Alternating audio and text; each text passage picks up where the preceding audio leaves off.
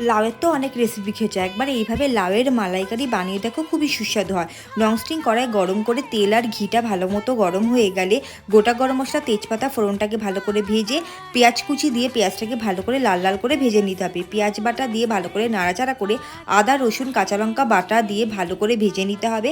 তারপর হলুদ গুঁড়ো, কাশ্মীর লঙ্কার গুঁড়ো, ধনে জিরে গুঁড়ো দিয়ে মশলাটাকে ভালো করে ভেজে নিতে হবে। অল্প জল দিয়ে মশলাটাকে কষিয়ে নিতে হবে। নারকেল বাটা দিয়ে মশলার সাথে ভালো করে মিশিয়ে নিতে হবে। পরিমাণ মতো নুন চিনি দিয়ে ভালো করে মশলার সাথে মেশানো হয়ে যাওয়ার পর সেদ্ধ করে রাখা লাউটাকে দিয়ে ভালো করে মশলার সাথে মিশিয়ে নিতে হবে।